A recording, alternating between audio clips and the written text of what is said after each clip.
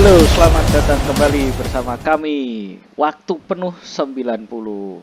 Di sini kita kedatangan tamu agung baru dari Cina bernama Sai Chang. Dia adalah seorang pengamat bola yang cukup mumpuni apalagi berbicara soal liga di Asia Timur. Tetapi kali ini kita akan membahas mengenai komposisi tim, sebuah tim dengan level juara, menengah atau masuk Liga Champion ataupun lolos degradasi. Diskusinya akan saya mulai dari Porter menyebutkan timnya bahwa kenapa sih tim saya kok tidak beli si A?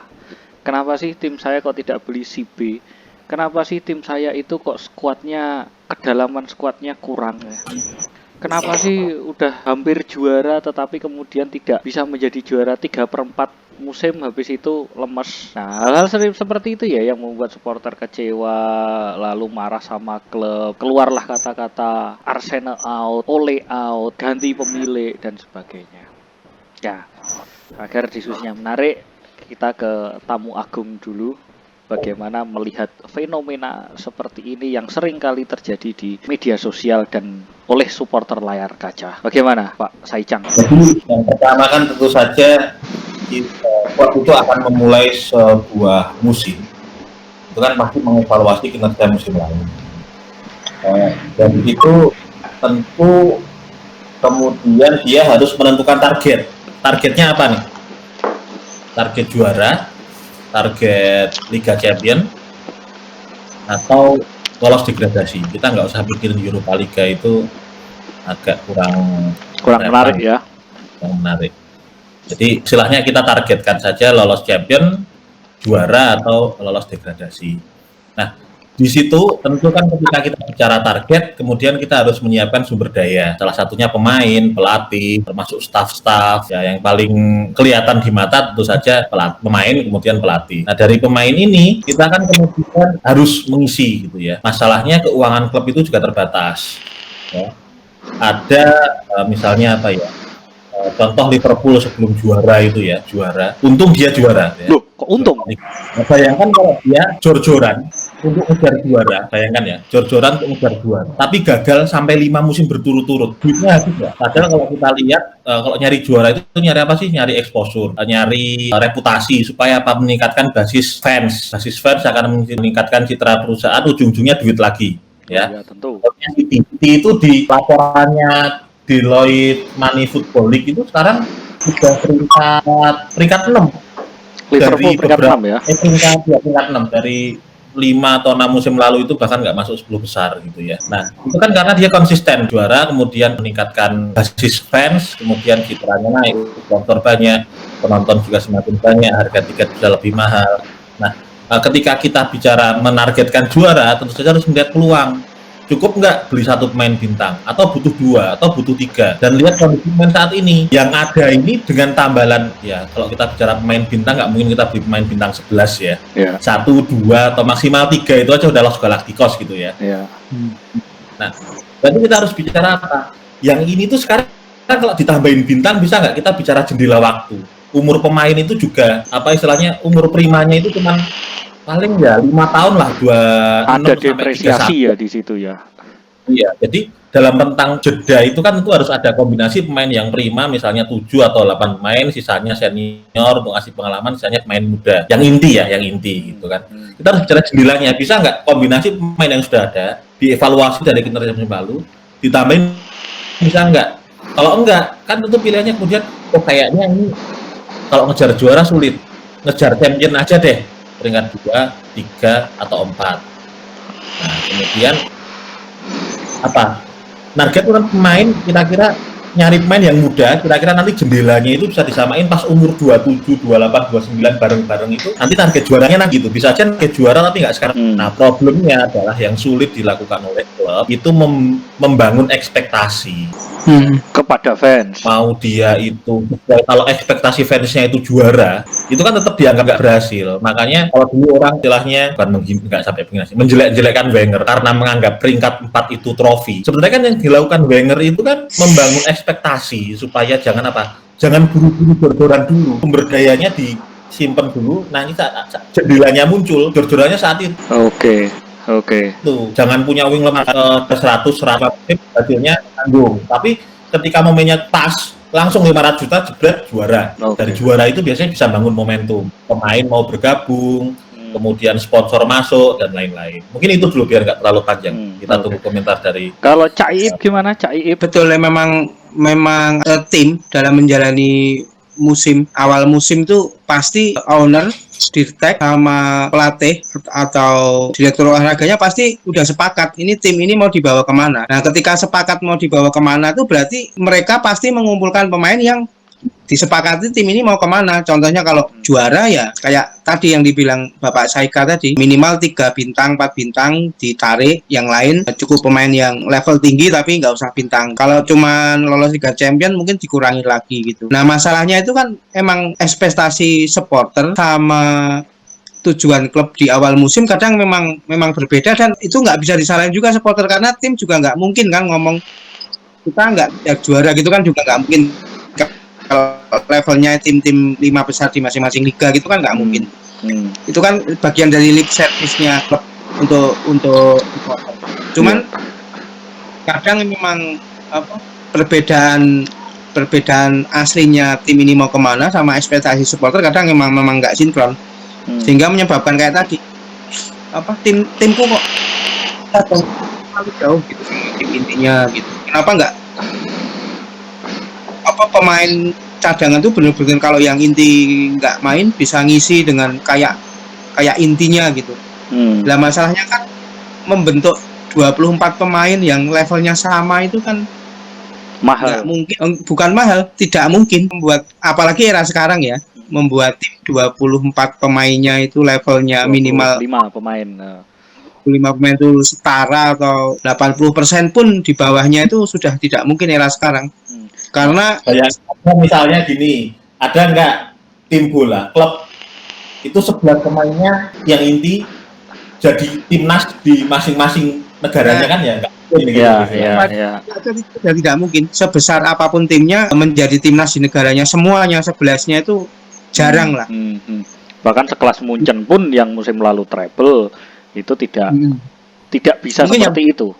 Kan Madrid sama Barcelona kayak gitu, level kayak gitu itu cuma Madrid sama Barcelona. Ya, kalau yang terlepas memang dari Barcelona, Madrid itu adalah tim besar ya, dalam apalagi team of the century Real Madrid ya dikatakan seperti itu juga tidak semuanya masuk menjadi timnas. Ya oke lah, mungkin 80% kalau kita bilang ya semuanya itu kan terlalu ideal ya.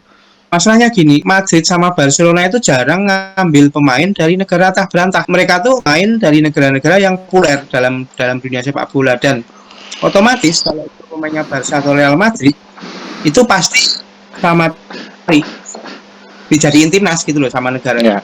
Ya, dan fakta juga bahwa Real Madrid dan Barcelona itu layaknya Google ya, layaknya IBM gitu ya, perusahaan-perusahaan top di mana orang itu mau kerja di sana, ya kan?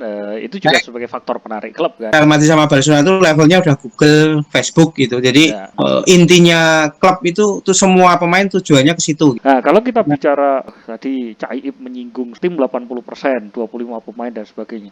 Itu kan secara umum bicara soal kedalaman, kedalaman skuad. Yaitu ketika ada cedera dan sebagainya, apalagi Covid sekarang. Waduh, sudah amburadul.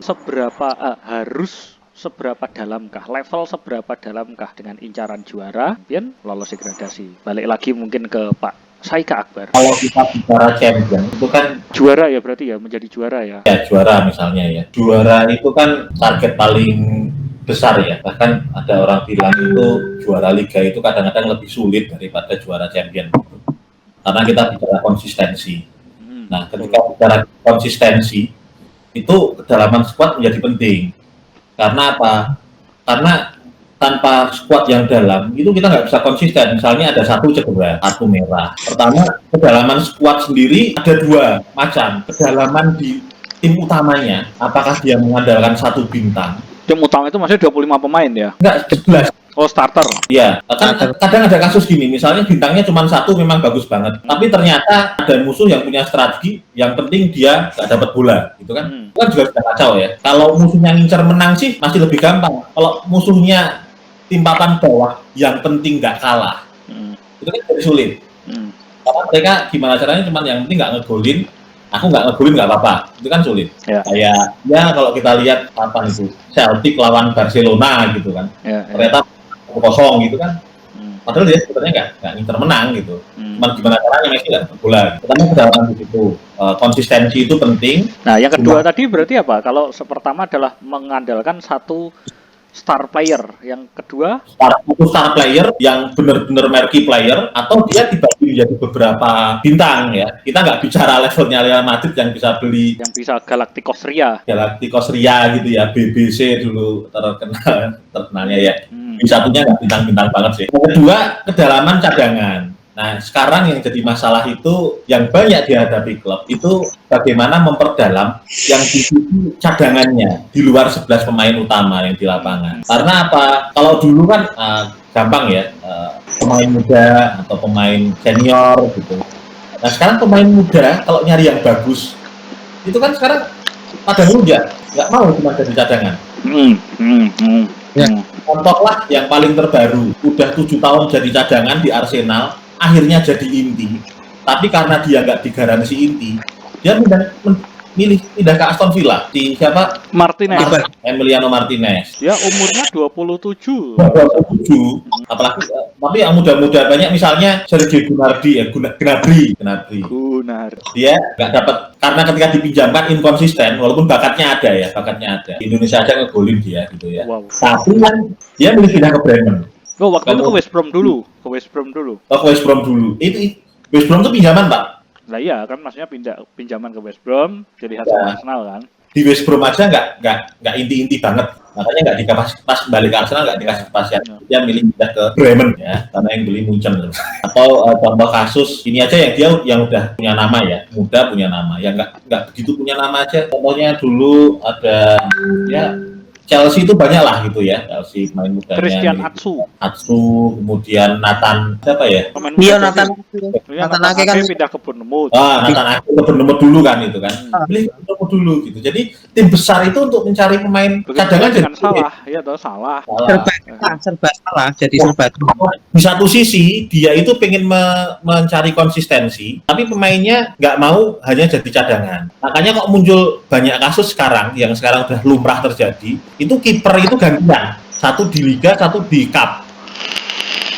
Ya. Tapi kalau kayak gitu kan jadi konsistensinya sulit.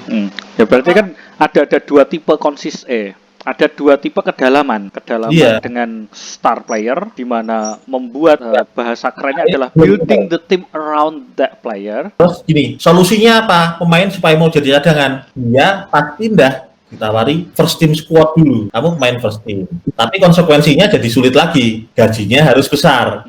Jadi akan punya pemain cadangan, gaji pemain utama. Jadi tadi biaya untuk juara itu jadi mahal sekali. Berarti kan ada dua tipe kedalaman ya tadi ya? Ya. Dikotomi, kedalaman star player, building the team around the player, katakanlah Cristiano Ronaldo, Messi gitu ya, membuat tim situ komposisinya. Kedalaman squad, yang kedua kedalaman squad, satu starter bagus, tidak berbeda jauh dengan cadangannya. Dua-duanya sama-sama mahal, betul? Betul. Sebenarnya kalau mau ngomong ada satu lagi kedalaman taktik. Nah itu kan sudah di levelnya pelatih, ya. Tipe pemainnya, biasanya kan cari cadangan, misalnya kita punya 4-4-2, cadangannya kan untuk 4-4-2. Tapi kan sekarang mulai ada pelatih itu yang satu musim pakai dua formasi. Kadang 4-4-2, kadang 3-5-2. Cadangannya 3-5-2. Butuh pemain yang bisa memainkan itu, sehingga kedalaman tadi nambah pemain untuk menambah kedalaman taktik. Berarti skuad cadangan yang dibangun ketika membeli pemain, bernegosiasi dengan agennya dan sebagainya, itu sudah dikatakan ya, nanti strategi kita begini, Anda akan bermain di 3-5-2. 3-5-2 itu adalah strategi backup. Biasanya visi pelatih termasuk taktik. Iya. Pemain pasti nggak akan mau kalau dia nggak cocok dengan taktiknya. Nah, ini ke Cak Iip nih. Kalau ke Cak Iip, untuk sekarang, mungkin 2-3 tahun ke belakang, dan prediksi 2 tahun ke depan, tipe kedalaman yang seperti apa yang sedang cocok? Nah, gini, sebelum ke situ tuh sebenarnya permasalahannya tuh kan ini tadi kan bentrokan antara visi klub sama visi sama ekspektasi supporter. Klub itu mungkin sudah berusaha ya, kedalaman skuadnya 80%. Maksud istilahnya pemain cadangannya itu levelnya 70%, 80% daripada inti gitu. Kemampuannya hanya bedanya cuma 20% dengan pemain utama. Bedanya cuma 20% diusahakan segitu. Nah, benar yang diomongin Bapak Saika tadi. Masalahnya adalah ketika pemain aku merasa punya kemampuan 80% kayak inti lah, ngapain aku jadi cadangan? Nah, karena kenapa aku harus cadangan? Ya aku harus dibayar mahal gitu loh. Nah, masalahnya kan supporter kan mbok cadangan apa timku tuh cadangannya seperti ini, seperti ini, seperti ini. Kadang supporter tuh nggak Ekspektasinya ngerti. kualitas Nggak, tim utama ya. bukan. Fans tuh kadang nggak ngerti. Itu tuh pemain tuh juga manusia, punya ambisi, punya keinginan gitu loh. Betul, Kalau betul. kalau pemain yang kamu sebut itu tuh ya kalau mau jadi pemain cadangan. Kalau enggak, masa mau kayak tadi, masa mau minggu pertama pemainnya ini, minggu kedua ini, minggu ketiga ini dan malah nyebar nanti maunya. Ini bukan FM, ini bukan Winning Ini Eleven, ini bukan PES, ini bukan FIFA. Eleven manusia punya emosi, punya keinginan. Ketika aku dianggap sebagai pemain yang sudah menuju bagus, kenapa aku harus jadi cadangan gitu loh?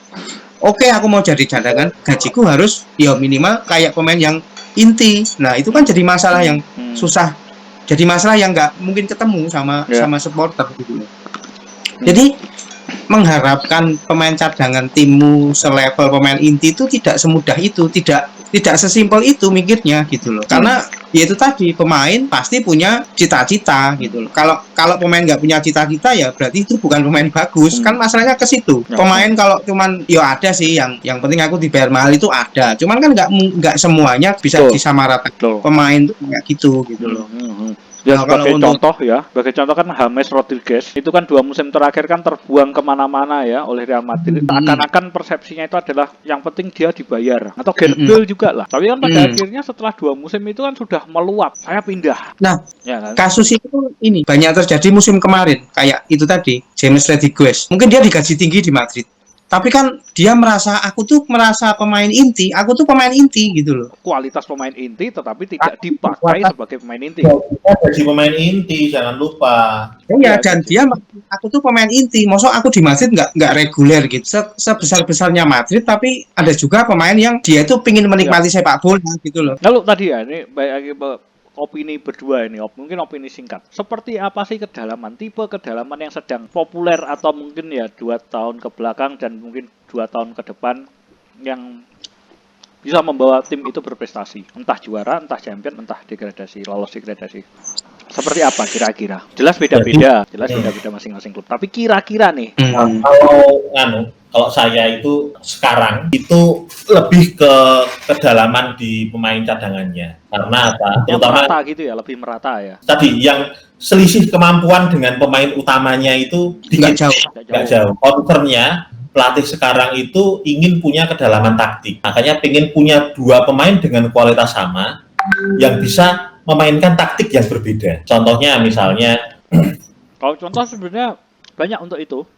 Kita lihat United pun mempraktekkan kenapa formasi awalnya 4-3-3, tapi seringkali bermain dengan 3 back. Chelsea juga begitu. Ya, punya 3 back, bermain juga dengan 3 back. Lalu kalau kita bilang dengan variasi, ada berbeda-beda ini kalau saya amati.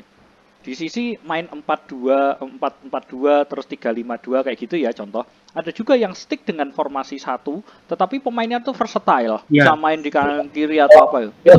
Itu khasnya tim papan tengah Liga Inggris itu ketika udah menit 80 ke atas, skornya masih seri, terus masukin pemain yang tinggi besar. Nah itu kan bola tinggi ke depan, berharap ada sundulan, dapat corner, sundulan lagi gitu. Itu kan itu kan tipenya ganti formasi ya. Tipenya kan kayak semacam ganti formasi. Tapi ada formasinya tetap. Iya, ya itu tetap ya kalau yang zaman dulu ya.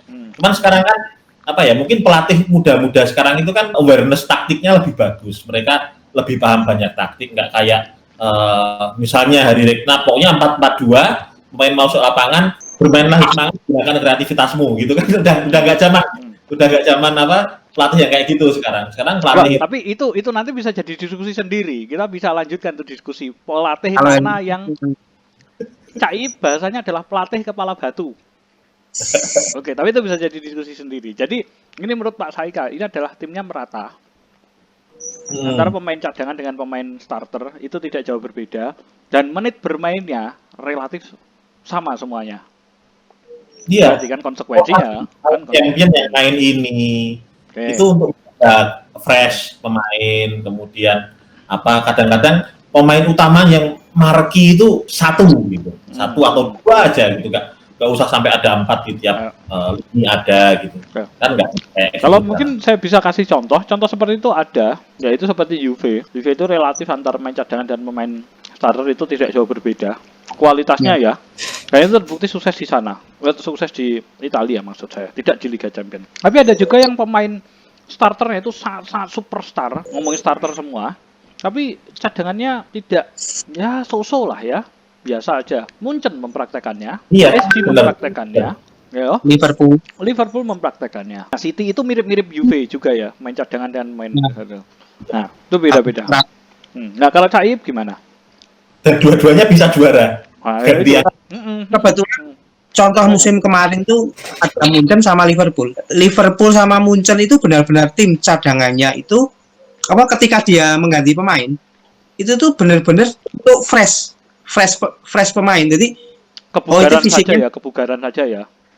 Itu fisiknya sudah mungkin habis karena terfosir, tapi permainannya tuh tetap sama, taktiknya tuh tetap cara permainan itu tetap sama. Itu contohnya tuh Liverpool sama Munchen. Jadi ketika Munchen umpamanya Gnabry kemarin udah capek ya, dalam tanda petik udah capek, itu dimasukin Perisic dan mainnya tuh sama. Coutinho gantiin yang posisinya itu juga mainnya tuh tetap sama, caranya main. Liverpool apalagi Liverpool tim yang disiplin taktik biasanya yang kayaknya itu pemain cadangannya nggak nyari yang superstar apa tapi nyari yang sesuai sama skema tim inti. Kan kalau pemain muda tuh biasanya dibentuk supaya mainnya gitu. Jadi biar lebih gampang nge-blend sama tim, Klopp itu kayaknya pokoknya aku mainnya kayak gini, berarti tim cadanganku tipenya pokoknya kayak gini. Jadi kualitasnya mungkin agak terlalu jauh, tapi tipenya tuh gini gitu. Jadi secara kualitas skill individu tidak seperti katakanlah salah. Kalau kita anggap. Ya, jauh banget nih cadangannya Liverpool. Kita anggap sebagai contoh kasus Liverpool itu kan adalah lini tengahnya itu kan yang jelas pakem musim lalu itu kan adalah Fabinho sama Wijnaldum. Keita itu masih gimana ya? Masih sering bermain nggak? Masih sering, tapi ya intinya rotasi. Nah, kita lihat Keita itu kan bukan pemain yang kita bilang superstar sih bukan, tapi pemain yang biasa. Ya, dia midfielder yang baik, tapi kan bukan superstar. Iya, role player. Nah, itu kan dia ketika masuk bugarkan tim kembali sesuai dengan taktik. Alex Oxlade-Chamberlain seperti itu. Di Munchen membugarkan kembali permainan, tetap ketika mendominasi kan sayang banget ya. Mendominasi sayang banget, lose hanya gara-gara pemainnya capek. Oke. Munchen juga seperti itu. Ketika Gnabry digantikan Perisic atau Muller digantikan sama Koman atau Goretzka seperti itu kan ya tidak. Goretzka ya, akhirnya jadi bagus. Begitu juga kalau kita bilang ke yang levelnya lebih rendah lagi, Atalanta kan juga seperti itu. Iya, Atalanta seperti itu. Saya bicara strikernya kan ada Muriel sama Zapata. Mereka berdua ganti-gantian sebagai striker utama ya, karena dilapisi sama Ilicic dan Papu. Kebetulan kan tim-tim tadi ya, Liverpool, Munchen, Atalanta itu kan klub yang satu taktik. Stick pada satu taktik. Formasi ya, satu formasi lah. Taktik mungkin carangannya beda, tapi satu formasi ya, 4-4-2, 3-5-2 kayak gitu-gitu ya. Apalah itulah. Nah, ini itu opininya. Nah, kemudian kalau kita bicara kepada tadi kan udah kedalaman ya. Strategi transfer bagaimana sih untuk membuat supporter paham atau supporter bisa mencerna, tim saya strategi transfernya seperti ini, ngambil pelatih ini, lalu ekspektasi saya seperti apa? Gimana kira-kira? Jadi Pak Saika dulu. Gampang kalau itu dilakukan oleh tim yang juara. Itu dia bisa menjalankan strategi transfernya dengan istilahnya mencari role player tadi untuk jadi pemain cadangan, dan supporter biasanya nggak akan protes karena apa? Kuatnya udah bagus, biasanya jangan diubah dan nggak akan terlalu ngotot minta tambahan superstar gitu ya. Mereka itu kalau yang tim juara itu supporter lebih senang kalau dia beli pemain muda berbakat. Di satu sisi pemain muda berbakatnya juga mau masuk ke tim juara untuk meningkatkan exposure-nya, iya. Pemain muda berbakat butuh minute play. Nah, kalau untuk tim yang dia itu nanggung hampir juara tok, peringkat 2, 3, 4 gitu kan, pasti supporter akan mikirnya gini, kita tuh cuman kurang dikit gitu, butuh pemain Penebalan. bintang. Nah, gitu. Itu penebalan squad. Ada pemain bintang ya, kenapa nggak sih nambah pemain bintang itu kan karena nggak banyak, Ya. masalahnya itu. Dan kalau dia udah jadi bintang di klubnya sendiri kan juga susah, makanya apa ya, ini jarang terjadi di sepak bola. Jadi kadang-kadang udah kelamaan peringkat 2, 3, 4 gitu. Sebenarnya yang awalnya itu bagus, kurang dikit jadi juara. Kalau kelamaan itu kan tiba-tiba Momentum hilang. udah 3-1, 3-2 gitu kan. Kalau tim sepak bola itu masalahnya jarang apa? Karena pemainnya terlalu banyak ya, jarang ngerombak.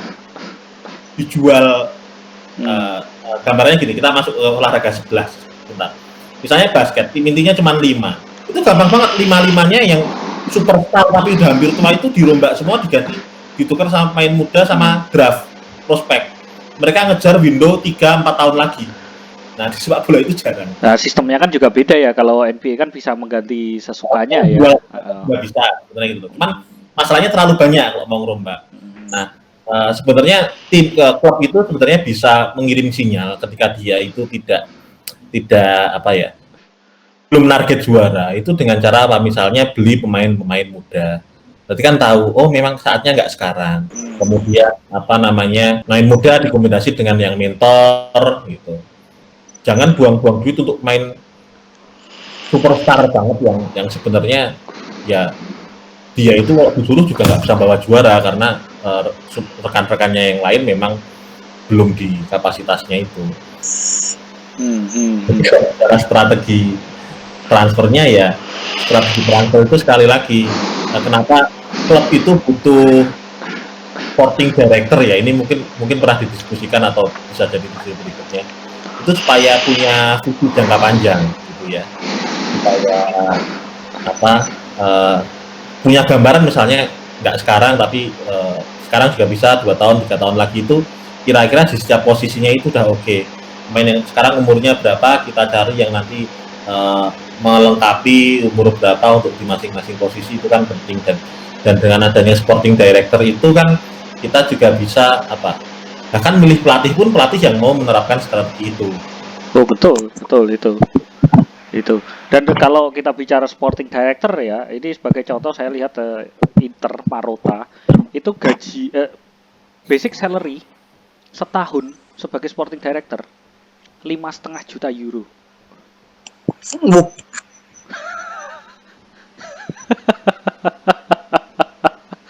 Mengerikan. Artinya gini kan, ya logikanya sederhana ya. Klub menggaji orang mahal, artinya orang itu harus punya role penting. Artinya sepenting itulah sporting director di sebuah klub sepak bola. Nah, kalau Caib, gimana nih Caib? Memberikan gambaran bagi supporter, sinyal tadi Pak Saika bahasanya, sinyal dari klub kepada supporter. Saya ini juara belum musim ini. Saya ini Itu di dalam dunia sepak bola itu kan sebenarnya sepak bola itu kan mirip-mirip agama ya. Jadi kalau udah orang suka tim ini, dia itu yo sejelek-jeleknya tim itu, terpuruk-puruknya tim itu tuh kadang tetap mencintai tim itu gitu. Betul. Itu kan sisi yang berbeda ya. Itu yang dimanfaatkan oleh tim gitu, oleh klub. Jadinya apa? Jadinya sebenarnya hal itu nggak perlu dijelasin ke supporter, biarkan cacian, komentar buruk, pujian itu biar menggelinding aja, terserah. Yang penting klub itu jalannya kayak gini, karena klub itu kan kayak jualan fanatisme sebenarnya, bisnis jualan fanatisme. Jadinya kalau cuma dicaci-caci, aduh timku cuman kurang pemain cadangan aja buat juara, ini akhirnya juara 2 atau selisihnya cuma 2 poin gitu. Ya biarin gitu. Nggak mungkin mereka, ya mungkin mereka pikirkan, tapi kalau secara ekonomi nggak masuk, nggak mungkin mereka juga bergerak untuk menjadi juara kalau secara ekonomi nggak masuk. Nah, ini juga membahas masalah pemain bintang tadi loh, status bintang. Itu kan kadang sekarang tuh banyak orang tuh lucu ya. Wah, timku kok terlalu Ronaldo banget ya, terlalu Messi banget lah. Ya justru itu Messi sama Ronaldo digaji mahal untuk menjadi tanggung jawab klub untuk memecahkan solusi di lapangan gitu loh. Jadi kalau Messi digaji 30 juta kok bukan menjadi solusi di lapangan dan Barcelona itu bukan Messi banget, ya ngapain Messi digaji 30 juta gitu. Kan tuh harusnya atau mikirnya tuh. Iya. Klub tergantung sama satu pemain. Ya benar karena pemain itu digaji mahal untuk bertanggung jawab untuk itu. Membawa tim memenuhi ekspektasinya. Untuk memenuhi ekspektasinya digaji mahal memang untuk itu. Betul. Dan tapi itu mungkin sedikit off topic ya, tapi akan berlanjut ke diskusi. Jadi tim tadi mengirimkan sinyal kepada supporter apakah saya menjadi juara, apakah tim kita mau juara atau sebagainya. Itu kan given dari klub ya, itu kan sudah penentuan. Semua tim 5 besar pasti mengirim sinyal saya pengen juara, sudah pasti. Ya atau memenuhi ekspektasi kan, tapi kan nggak mungkin klub kayak Everton gitu kan. Maksudnya 5 besar tradisional di liganya. Oh ya itu. Tuh, nah tapi gini. Nah, kemudian kalau tadi balik ya, topiknya Cak Iip ini kan balik. Jadi ada pemain yang bergaji mahal, gaji tinggi. Lalu supporter itu melihatnya tim saya kok nggak variatif, tim saya kok kayaknya nggak punya masa depan, hanya bergantung pada satu pemain dan sebagainya.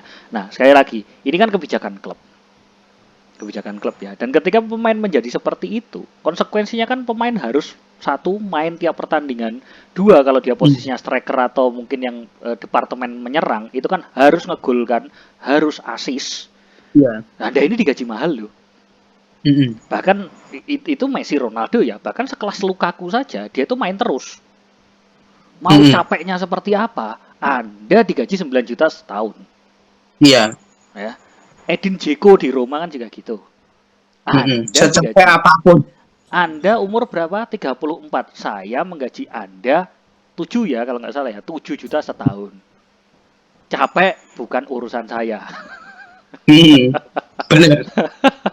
Loh, iya kan wajar seperti itu. Sama juga halnya dengan klub-klub lain ya, tentunya ketika dia punya satu star player, membangun tim dari situ berdasarkan itu dan kemudian pemain itu menjadi tanggung jawab. Nah, ini tadi, kalau kita identifikasi nih ya ke Pak Saika, identifikasi klub-klub di 5 besar yang menerapkan sistem A, menerapkan sistem B, itu kira-kira siapa saja? Star player, building team around the player, sama yang cenderung merata. Kalau kayak Everton itu sekarang ya 5 besar. Liga Inggris itu berarti ya Everton, terus ada City 5 besar nggak? City belum ya? 12 besar. 12 besar ya sih. Soalnya awal musim jadi belum kelihatan banget. Tapi kan yang paten nih Liverpool. Yang tradisional lah, tim tradisional lah. Yang paten nih Liverpool di 5 besar dan juga dia nomor 2 sekarang. Seperti apa sih tim Liverpool ini Liverpool fokusnya di tim utama. Tim utama itu setiap posisi harus kuat. Kalau Liverpool seperti itu. Role player itu ngisi. Role player seperti dalam apa? Chamberlain. Liverpool itu tidak terkena badai cedera, itu aja. Kalau untuk tim seperti itu ya. Diogo Jota. Kemudian itu apa sih? Yang mengisi ya, berarti ya. Diogo Jota. Tidak usah terlalu berharap banyak. Ya cadangannya harus punya karakter tuh ya. Bisa punya peran masing-masing yang berbeda dengan pemain utama. Mau dia pakai Mahrez atau Sterling kiri ya sekarang ya, tapi kan dia juga punya starter, maksudnya itu kan beda polanya ya, antara Sterling dengan Mahrez ya, gitu. Beda. Kemudian apa, Gundogan, pemain tengah ada Gundogan, beda dia misalnya punya alternatif taktik lah, apa cara bermain yang berbeda gitu. Leicester tuh agak konsisten ya, lumayan konsisten. Kalau Leicester itu dia menguatkan tim utama sih kalau Leicester, karena ya sumber dayanya juga terbatas gitu ya. Chelsea kalau Leicester itu bukan lah, ya oke lah dia juara, tapi kenapa belum kelihatan mainnya banyak baru-baru. Tapi Muda-muda. kalau dilihat dari Kemarin juga nggak- dari komposisi ya, tim Chelsea yang dibeli itu lebih mengarah kepada keseragaman apa namanya kemampuan. Karena di situ dia punya striker ya, kita mau dari striker, ada Tami, ada Timo Werner, dia kan main satu striker ya. Siapa di belakangnya, 3 orang di belakangnya itu ada Pulisic, ada Mount, ada Ziyech, ada siapa tuh, Kai Havertz, ya itu pemain-pemain. Tapi Arsenal itu udah nggak 5 besar ya. Kalau Arsenal itu dia yang tipe kalau sekarang ya itu tipenya yang kedalaman pemain cadangannya. Ya. Dia numpuk pemain di posisi yang sama tuh banyak sekali dengan karakter yang berbeda. Striker itu kan dia punya Lacazette, Aubameyang, dia masih punya Willian, kemudian Willian kan di belakangnya mereka ya, di belakang 2 orang itu. Ada PP itu kan karakternya beda semua itu. Terus juga punya Eddie Nketiah, Martinelli itu baru dibeli juga. Lalu siapa itu yang dari Real Madrid, Dani Ceballos itu kan polanya juga beda. Tengahnya itu yang lebih bingung lagi. Ada Dani Ceballos, Granit Xhaka, kemudian Mohamed Elneny, itu kemarin habis beli Thomas Partey. Nggak jelas taktiknya gimana. Ya, Arsenal lebih setara ya, apa namanya, yang penting ini bisa ganti, kalau capek bisa masuk. Pertandingan terakhir kan kadang-kadang 4-4-2, tiba-tiba 3-5-2, 3-4-3. Iya. Tapi ketidakjelasan itu kan terejawantahkan di permainan dan di peringkat liganya tuh. Ya, betul. Itu kalau nggak jelasnya itu dimaksudkan memang seperti itu bagus gitu. Karena itu udah tidak bisa nebak.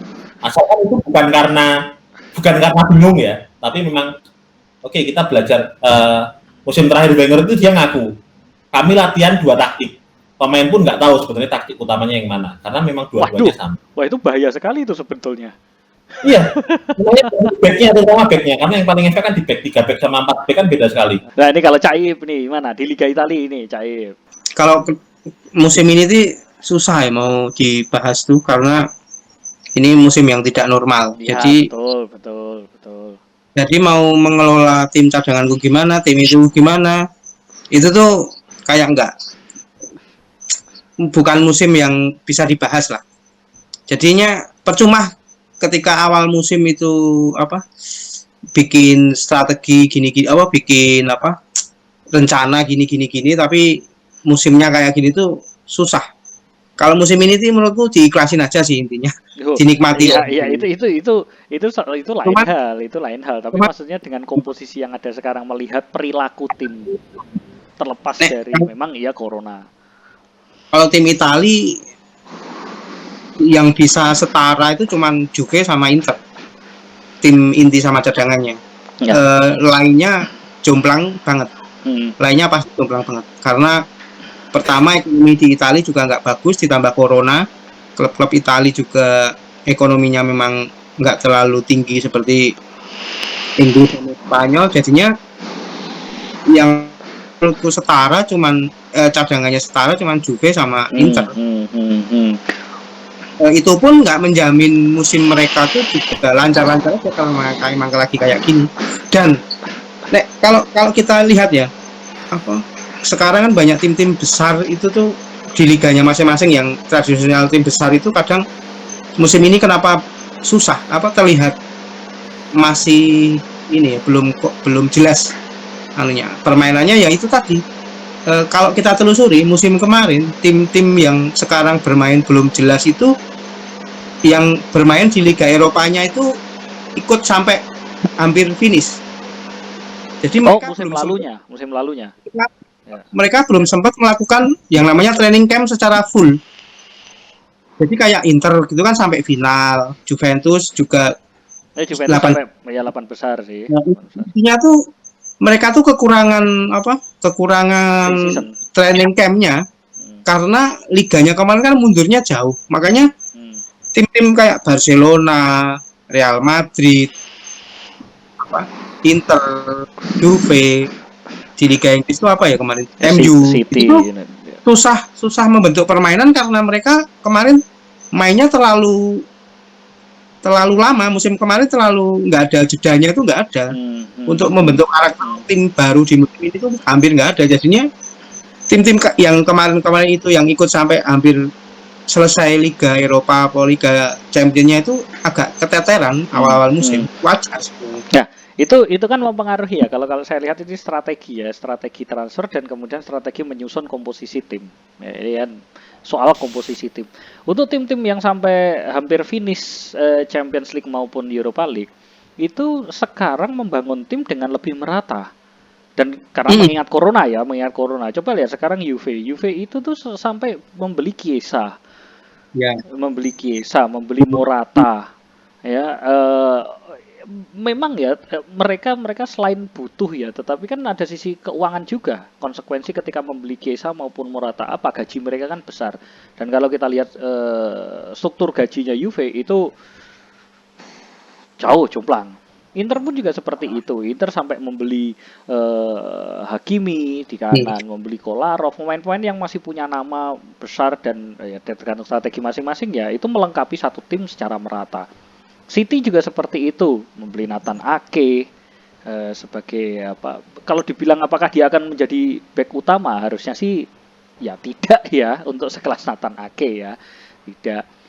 Di Barcelona juga seperti itu, cukup merombak tim, membeli Pjanic menggantikan Arthur, membeli Serginho Dest, mengembalikan Coutinho, bahkan Coutinho yang musim lalu terbuang juga akhirnya dikembalikan. Munchen juga seperti itu.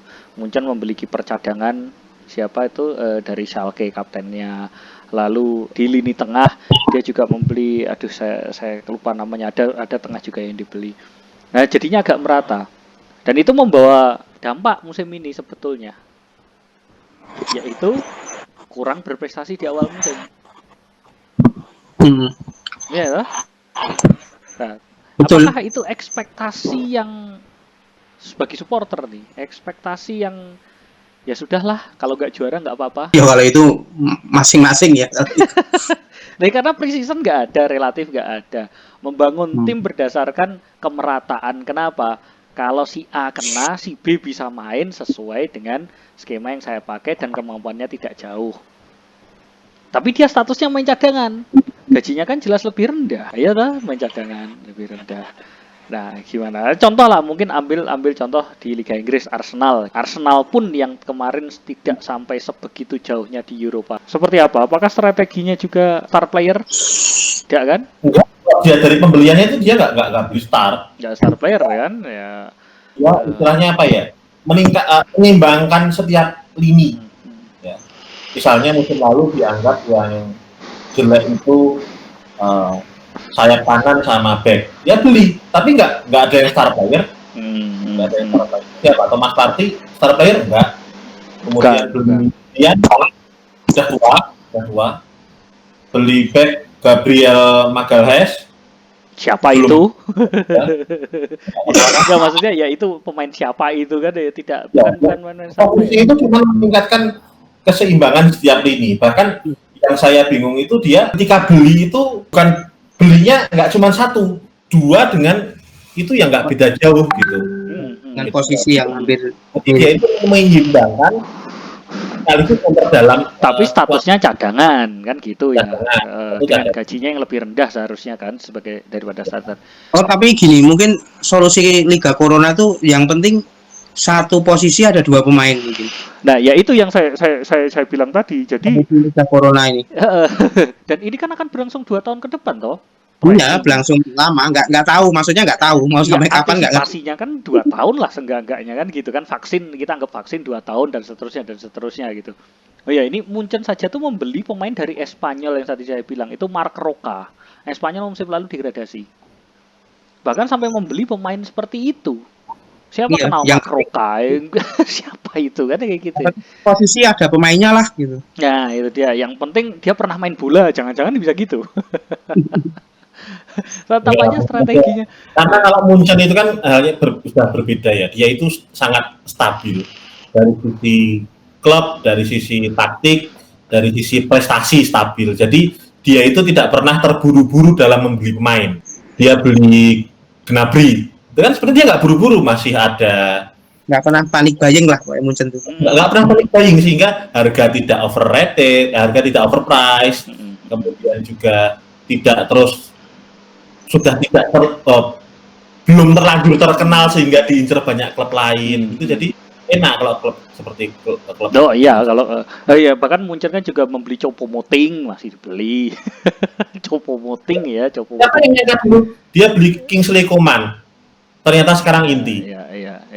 Dibeli memang belum apa-apa itu ternyata. Ada Leroy Sané juga yang ke sana kan, kita lihat.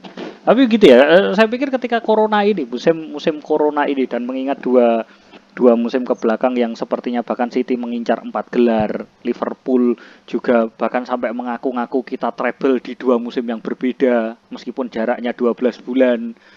Itu lah ya kan. itu kan tim seperti butuh konsistensi ya, ya sebetulnya memang tetap butuh konsisten, tapi konsisten yang seperti apa cara mereka membangun itu kan melalui komposisi yang utuh, tidak berbeda antara tidak beda jauh ya, T-testnya itu tidak signifikan lah untuk H1. Nah, jadi tetap H0 gitu, tidak berbeda secara signifikan. Nah, bahkan Munchen pun juga melakukan hal yang sama. Nah, tapi konsekuensinya dengan musim corona, sampai dengan hari ini di akhir Oktober, tim-tim tersebut tidak menguasai klasemen. Padahal padahal klub-klub itu di musim-musim sebelumnya, Jerman itu pekan pertama kita sudah tahu siapa juaranya. Ya. Italia Tapi itu sudah tahu siapa juaranya. Mulai gembos loh tim-tim yang bukan visioner 5 besar di atas sudah mulai kalah. Maksudnya tuh jangan-jangan tim-tim itu tuh cuma gantian karena yang tim-tim aslinya bukan 5 besarnya itu geber pemain, akhirnya tetap menang, tapi kan akhirnya bocor pasti, juga. Ya, bocor juga. Tapi itu kan biasanya tidak terjadi gitu loh. Tampaknya memang corona ini kan merubah strategi itu. Gitu. Jadi jangan khawatir ya. Juve pasti juara gitu tuh, meskipun sekarang peringkat 5 gitu adalah sebagai sebuah kepastian ya. Bisa. Real Madrid atau Barcelona itu masih tetap juara meskipun kemarin ya Barcelona kalah di El Clasico. Bukan peringkat 1, bahkan 2 tidak. Itu Munchen juga peringkat 2 itu, melihat Munchen di peringkat 2 itu kok kayak aneh, ini Liga Jerman ya kan gitu ya. Tapi pada akhirnya at the end of the day kita nggak perlu khawatir, mereka juara kok. Mereka juara. Saya masih meyakini itu sih. Ya kan baru week keberapa? Loh, ya benar, Nah, memang baru minggu keberapa, tapi musim-musim sebelumnya kan hal ini tidak terjadi. Liverpool City sudah langsung ke atas nih. Atau kalau Liverpool pas belum settle kan City itu udah pasti di atas tuh, City itu. Barcelona Madrid udah pasti di atas, Juve udah pasti di atas. Munchen ya sekarang sih di atas, tapi lebih atas lagi yaitu peringkat 1. Yang sudah kelihatan aneh itu.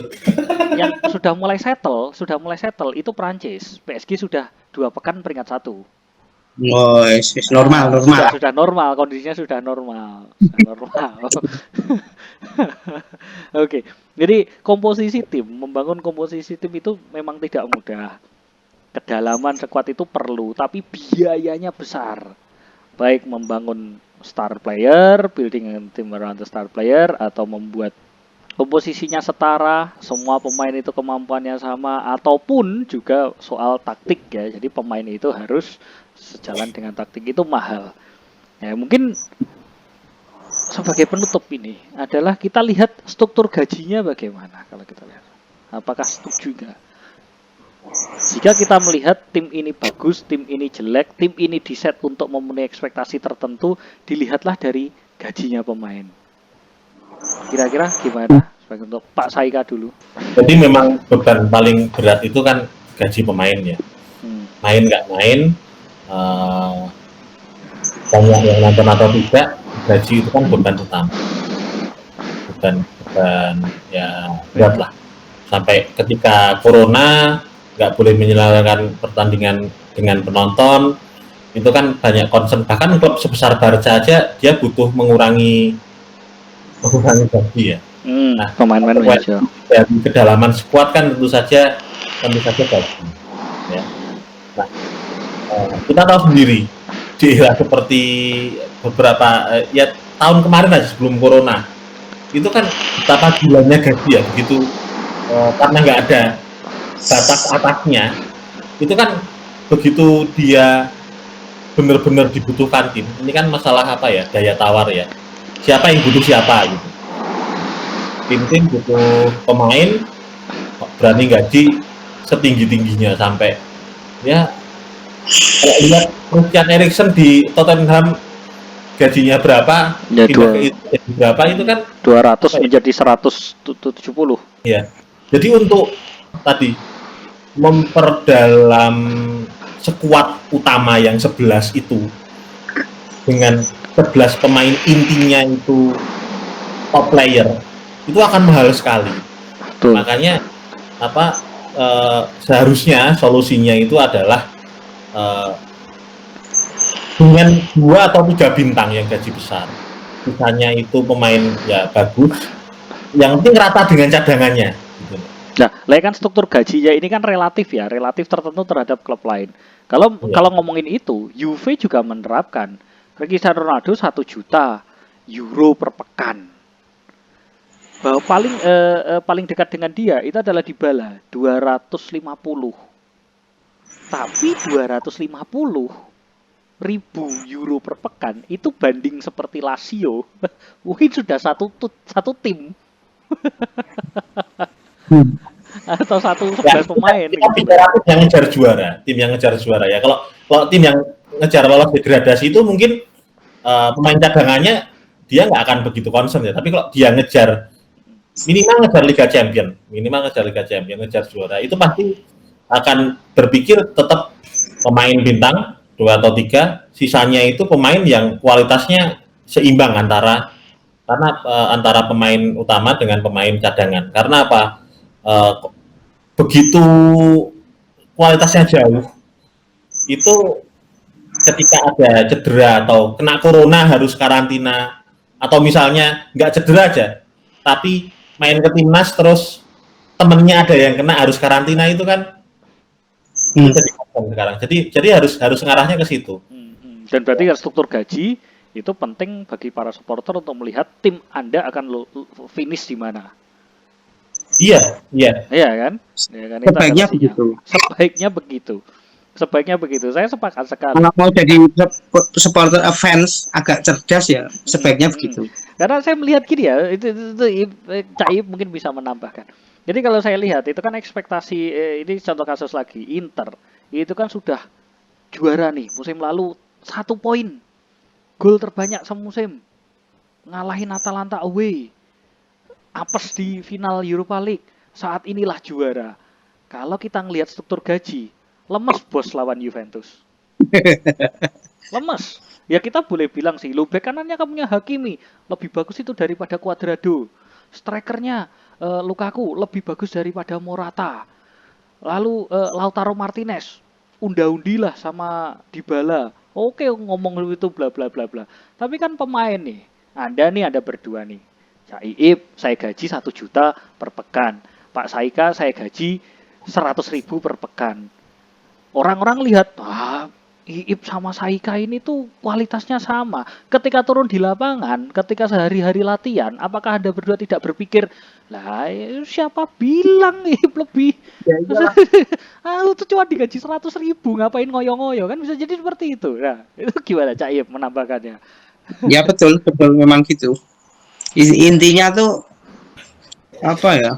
Tim kalau tidak dibentuk untuk juara, ditarget juara, ya pemainnya ya lagi mana toh bos gajiannya tuh gajian UMR masuk juara gitu. Ambil contoh Tottenham Ya bukannya nggak menghormati juara lah iya nggak levelnya juara ya. Tottenham itu kan gaji pemainnya beberapa musim yang lalu walaupun sudah rutin lolos champion gaji pemainnya itu masih standar gaji tim yang nggak main di champion. Betul, itu kan betul. Gajinya Harry Kane ternyata cuma 70.000. Sekarang sih sudah naik ya, Waktu 2 musim yang lalu lah. Eriksen gajinya ya cuma segitu, 65 atau 70 juga. Nah, Padahal mainnya lebih banyak karena main champion. nah, Iya, betul, iya. betul, betul, betul. Nah itu jadi mungkin itu supporter ini juga lihat dulu struktur gajinya Ya, seperti apa. biar nggak terlalu sakit hati, lihatlah itu dulu. Lalu kalau ngomongin oke tim saya Itu mungkin berapa tolong champion? hmm, lah ya kan. Terus kalau tim saya ini tidak disetting untuk juara atau mungkin ekspektasinya Europa League, Champions League gitu. Lalu kemudian ngelihat kedalaman nih. Lihat juga struktur antara gaji starter dengan tim cadangan. Kalau keduanya berbeda jauh, ya berarti waduh ini setengah musim gembos ini. Itu Iya, tandanya itu bahwa dia nggak ngincer juara. Durability-nya Lah ya kan konsistensi tadi kan kita berawal ngomongin dari konsistensi kan. Sebuah tim menjalani kompetisi. kayak gitu bisa. Misalnya apa? Kita bicara di Liga Inggris misalnya. Tim yang kayak itu bisa mungkin dengan pemain bintang 1-2 tapi kedalaman squadnya rendah. Mm. Mungkin bisa sekali dua kali menang lawan City, menang lawan Liverpool gitu. Tapi nggak akan dia masuk 4 besar. Loh, kalau contoh itu ada, mungkin sekali dalam 25 tahun era seperti ini. Leicester 15-16. Tapi kan apakah kita juga akan bilang, oke Leicester juara musim ini. Oke Leicester akan berprestasi di Liga Champions berikutnya. Kan ya sepak bola itu kan ada keberuntungan juga ya. ya, ya Tidak kayak bukan tidak respect loh ini. ya gaji ini kita juara itu bisa ada. Ya sekedar bisa sama ada. Kaiser Gitu ya. Lautern nah, tahun 97. Sponsornya aja nggak nyangka kalau dia akan juara. Nah, Iya. Kalau bajunya aja nggak dijual di Indonesia, padahal toko Puma itu ada di Indonesia. Juara pasti dijual karena yang nyari banyak. Yang ada ngomongin kayak gitu tuh ada. ada. Bahkan sponsornya itu nggak nyangka dia bakal juara. Eh, Bahkan itu bukan nggak nyangka, nggak berharap. Nggak berharap. berharap. Nah, itu dia. Oke, oke kalau gitu ya semoga video seri kali ini bisa memberikan pencerahan bagi para supporter ketimbang berantem di sosial media, ketimbang bingung sendiri atau mungkin nggak sempet hari-harinya mengamati sepak bola, lalu kemudian punya pandangan sinis terhadap klubnya. Nah ini semoga video ini bisa mencerahkan. Lihat dulu struktur gajinya, bandingkan seperti Anda bekerja di gaji rendah, Anda apakah akan perform dengan baik? Kan ya, santai-santai aja kan gitu ya. Satu ini kita itu bukan niatnya menggurui, cuman Kaya. enggak, kita itu niatnya bukan menggurui, cuman bersikaplah realistis gitu. Bersikaplah realistis ya. Kita mungkin bukan seperti tim-tim pandit-pandit itu ya. Bukan. Kita mencoba realistis saja. Realistis saja. Yang nggak sakit hati kalau lihat timnya nggak juara itu tahu. Nah, seperti itu. Jadi tetap hari-hari Anda, Senin Anda itu tetap bahagia. Nah, kalah tapi tetap bahagia. Itu caranya kayak gini. Senin ya kan supaya Senin Anda itu tetap bahagia. Makanya Senin tuh kadang memang jadi hari buruk kalau ekspektasi terlalu tinggi itu. Jadi kalau Sebagai orang supporter tuh Senin tuh kayak hari buruk. mediocre itu kayak gini. Bukan mediocre sih, bukan langganan juara. Ya. Jadi kalau ngobrol tuh ya pasti bangga-banggaan trofi dalam beberapa musim terakhir ya nggak bisa gitu ya. Benar. Mungkin dari angkanya ini malah kalau kita bicara Lazio lebih sering dapat Copa sama Super Cup. Lah ya kan tim-tim itu kan ya ya udahlah kita kan cup kan lebih sedikit permainannya, lebih tidak konsistensi lah intinya bukan konsistensi utama. Tapi kan ya apalah cup itu kan ya oke lah dapat ya. Lumayan buat menemuin trofi lemari gitu. Ya. Oke, sekian video dari Waktu Penuh 90. Kita akan menuju ke video selanjutnya dan tetap tonton video-video dari kita. Ciao.